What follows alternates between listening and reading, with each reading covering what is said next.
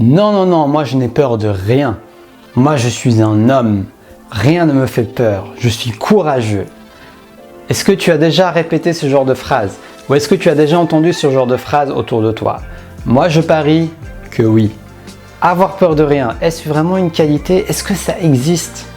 Je vais te partager mon point de vue dans cette vidéo et te montrer le bénéfice véritable du courage à mon sens. Donc c'est parti, si tu découvres cette chaîne Destination Soi-même, n'hésite pas à t'abonner, à liker et à suivre mon travail parce que je suis motivé à partager mon expérience avec toi pour que tu puisses être authentique, te connecter à toi-même et te partager avec le monde. Donc si ça te parle, rejoins la communauté en cliquant sur s'abonner. Sur ce, c'est parti!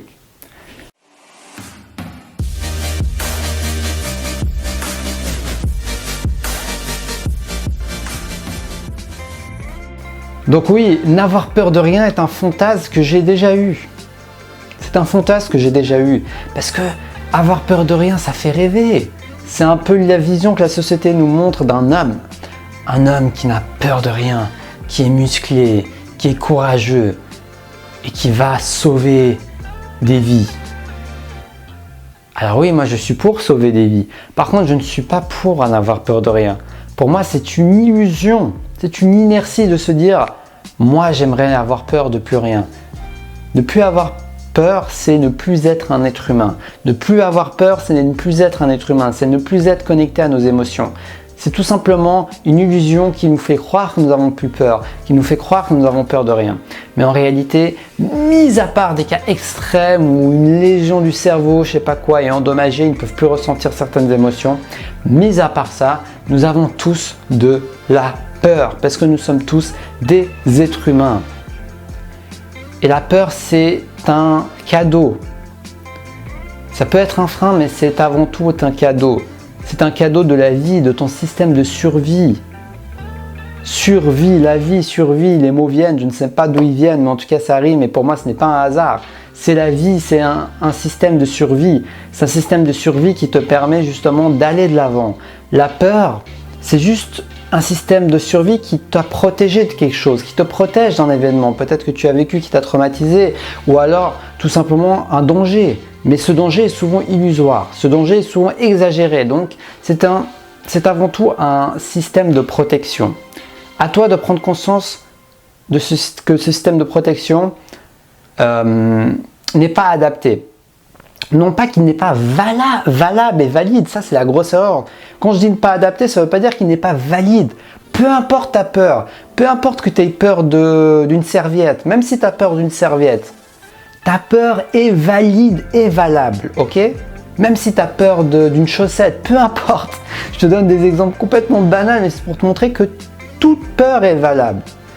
Par contre, ce que tu peux te dire, c'est changer ta perspective d'une manière ou d'une autre pour que tu puisses voir ta peur comme quelque chose qui ne t'est plus utile en fait, comme quelque chose, une perspective irrationnelle que tu peux modifier et vivre pleinement pour la laisser aller, pour avoir une vision beaucoup plus objective de cette serviette. Si tu es phobique des serviettes, je n'ai jamais entendu parler de ça, mais tout est possible. Si tu es phobique des serviettes, c'est pas très pratique. À chaque fois que tu dois te doucher, tu peux pas utiliser de serviette, tu flippes, tu trembles, tu as peur.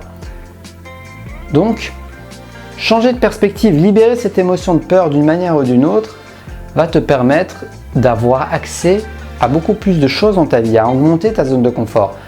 Dans cet exemple-là, avoir accès à une serviette, carrément pouvoir te sécher, pouvoir l'utiliser pour une quelconque utilisation, peut-être même aller à la piscine. Et nos peurs peuvent être des freins dans cette réalité physique, dans ce que nous allons choisir de faire, dans ce que nous allons nous autoriser à faire ou ne pas faire, dans ce que nous allons nous autoriser à rêver ou pas rêver, dans nos ambitions, dans nos rêves, dans nos voyages, dans tout ce qu'on pourrait planifier, dans tout ce qui pourrait nous faire rêver. La peur peut être un frein, mais la peur n'est pas ton ennemi, la peur est ton ami. C'est juste que ton ami est un petit peu trop protecteur, on peut dire. C'est comme si ton ami est un peu trop protecteur, il est tellement en train de te surprotéger, tellement en train de vouloir ton bien, qu'au final, il finit par te paralyser. Donc si tu crois en tout ce que la peur te dit, comptons mot par mot, bah, tu risques d'être bloqué. Par contre, si tu considères la peur comme un ami qui veut ton bien, mais par contre, qui parfois exagère un peu les choses, qui parfois est trop prudent, et que tu ressens ce que ton ami te dit, tu écoutes les paroles de ton ami, la peur c'est ton ami, donc tu écoutes ses paroles, tu ne vas pas juste lui dire tais-toi, ta gueule, laisse-moi, non je veux pas t'écouter, non tu l'écoutes, tu prends le temps de l'écouter. Et bien c'est ça que nous avons besoin d'apprendre, moi y compris dans notre société, c'est d'écouter notre ami la peur, de l'écouter, de prendre le temps d'être à l'écoute des sensations physiques qu'il nous transmet. Où est-ce que ça se passe? À quoi ça ressemble? Quelle couleur? On peut même utiliser la visualisation, quelle couleur a la peur en nous? Et de tellement être à son écoute qu'on va finir par « Ok, là je t'ai écouté, mais je suis pas d'accord avec toi. Je suis pas d'accord quand tu me fais ressentir ça et que tu me dis que je risque un danger. Je trouve que c'est un petit peu exagéré par rapport à la réalité. Souvent la peur est exagérée, elle est irrationnelle.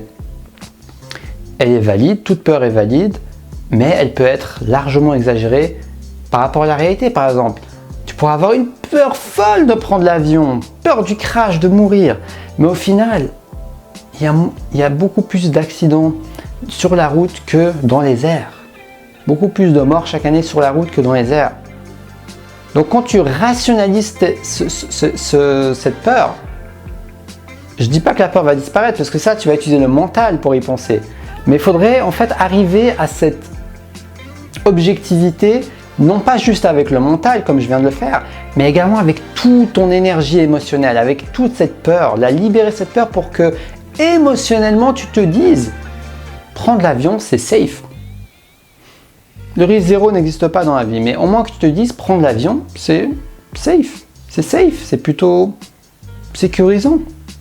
Très rare qu'il se passe des choses.